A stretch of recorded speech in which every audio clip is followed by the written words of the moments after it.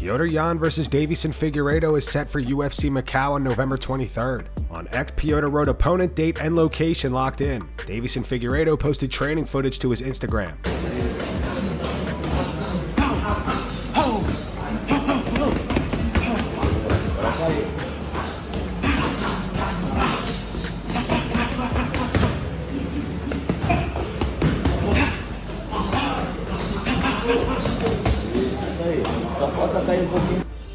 Firas Zahabi advises Merab to learn how to finish fights. Firas says that Merab's finishing record is abysmal and says it will be disastrous for his career if he doesn't learn how to finish because fans will get sick of him quickly. On the TriStar Gym YouTube channel, Firas said on the ground, "Guys, I'll tell you something, Merab never finishes. Look, I love Merab. I love his personality. I love the craziness. I love the fact that in the beginning of the first round, Merab is yelling at O'Malley's corner. He's a very charming, lovable character. Dana White called him a moron. He's like, that guy's a moron. The only one thing you can predict about Merab is that he's going to shoot that takedown. His cardio is unmatchable. The good thing about Merab, his cardio is amazing. His personality is amazing. The bad thing about Merab, he doesn't finish. He doesn't even get close to a finish. His finishing record is abysmal. I've got to be honest. I'm telling you guys, I love the guy. He's a world champion. I think he's awesome. However, his finishing rate, imagine you could take down almost everybody you've ever fought, and you literally only have one submission. That doesn't make any sense. You're literally taking everybody down. How come you never finish?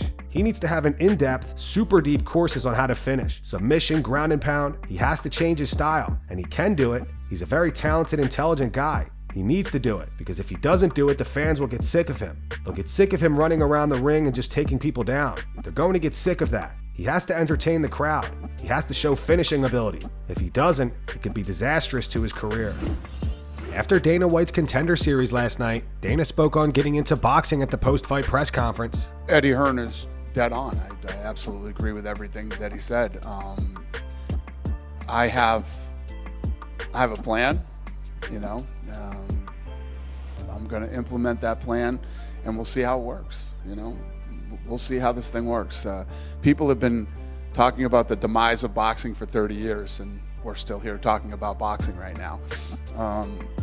I have always had an idea of how I thought it should be done.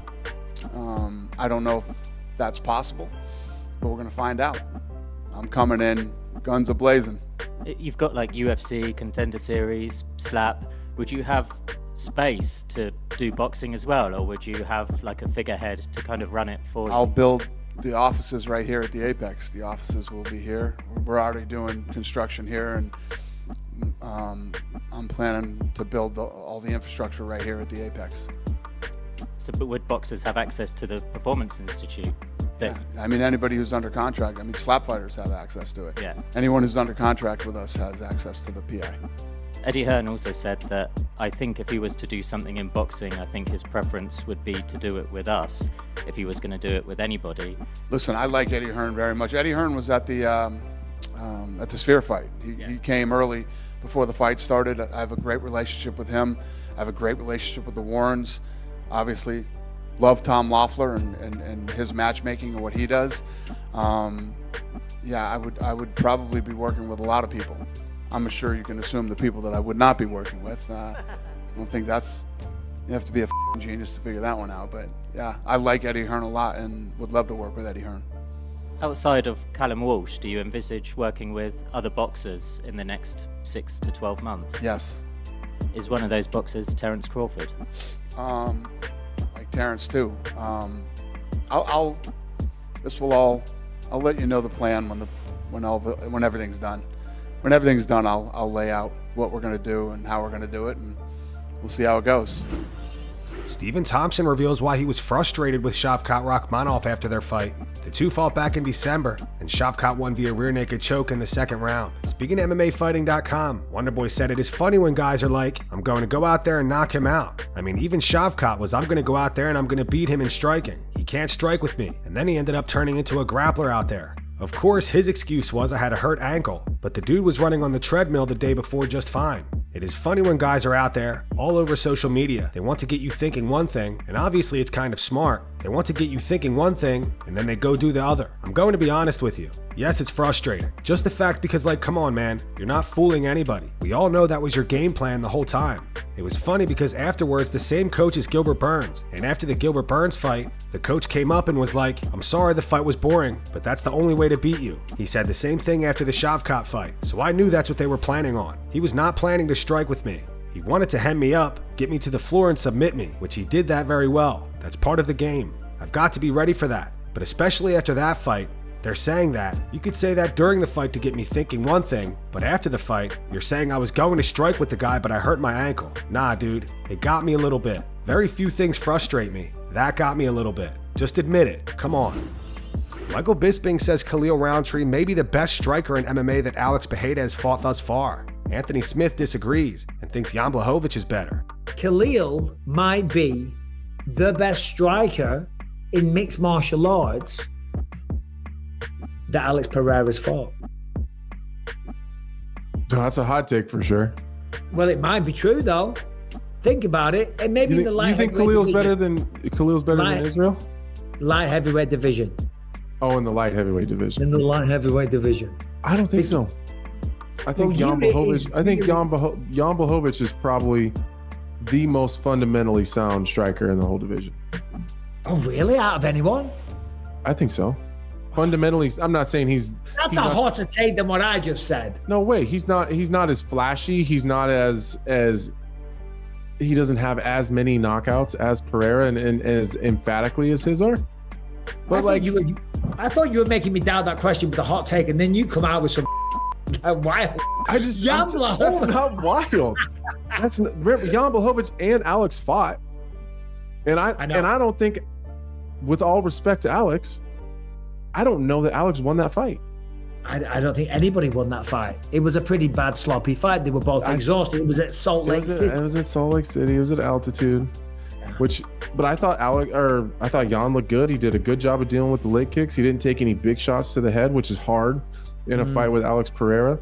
In terms of tough guys to deal with. I don't know. Khalil offensively is probably one of the more dangerous guys that Alex is going to have to deal with, but just think in terms of problems in front of you, I think Jan Blachowicz is a bigger problem.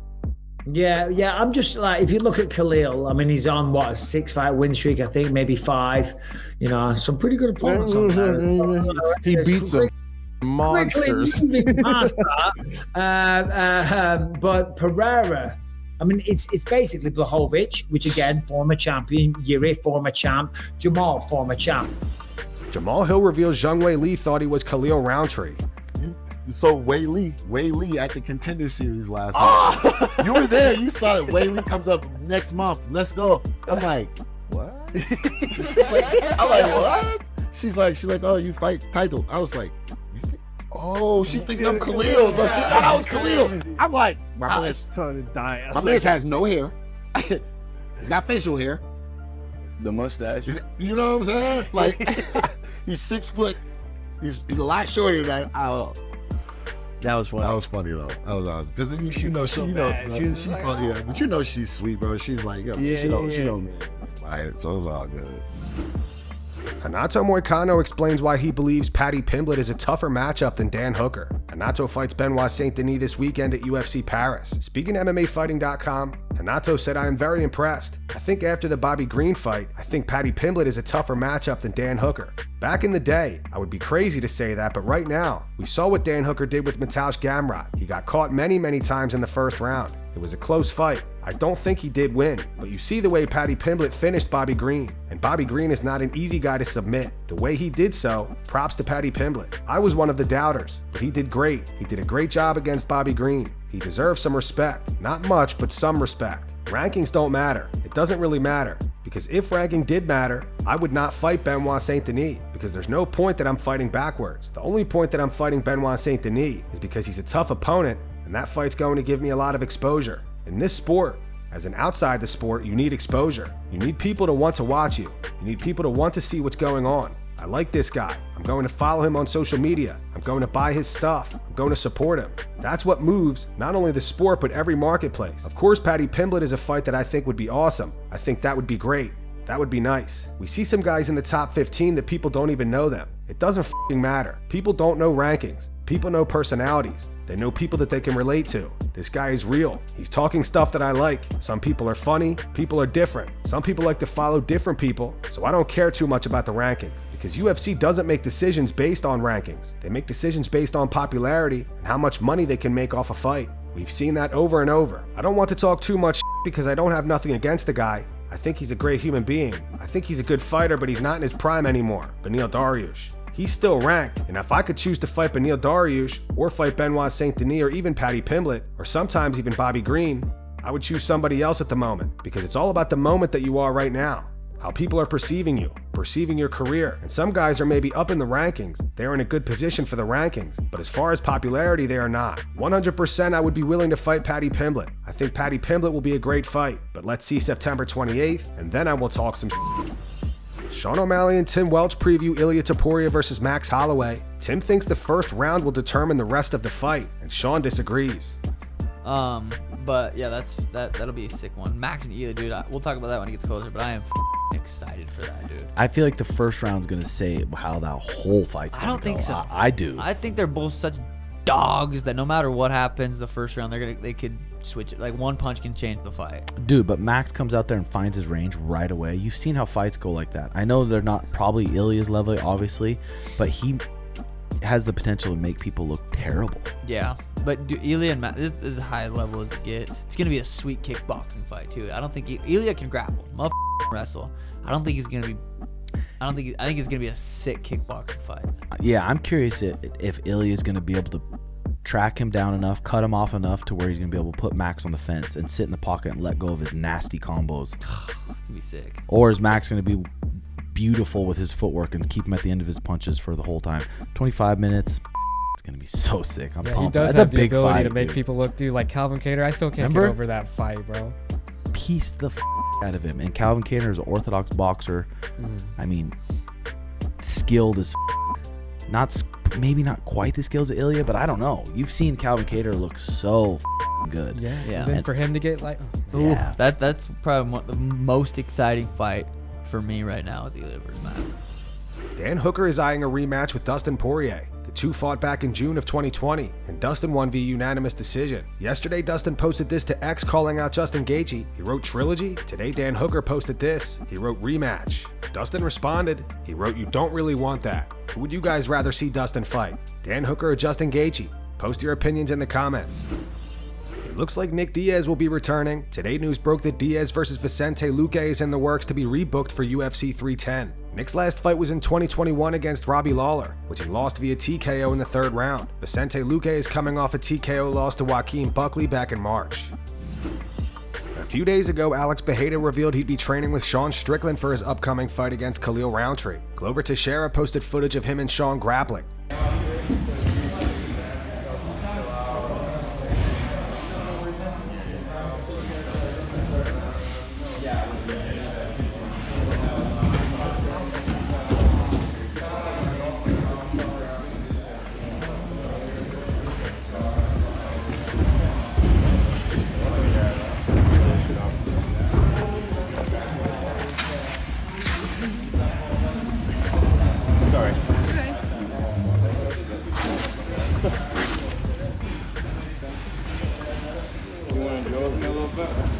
I'm about to do some back takes with him and then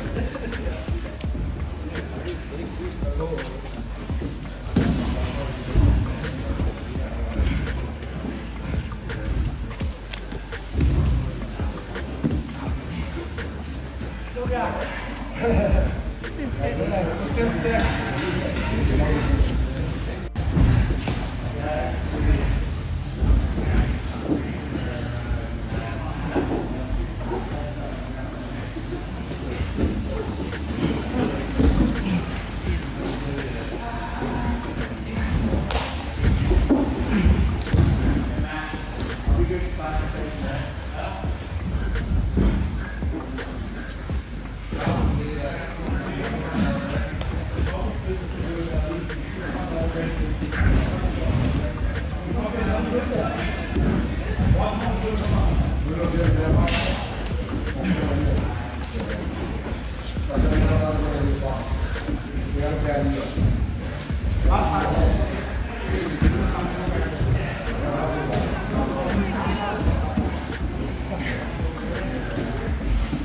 And that's going to wrap it up for the news. Thanks for watching. For daily MMA news and content, subscribe to Full Mount MMA and click the bell icon to be notified when we post videos. Here are the 3 top comments from last video. The first one's from Loaf Rock. It says O'Malley and Welch are basically 2 middle school girls. The second one's from Kyle M. It says I defended O'Malley's cringe post assuming it was comedy.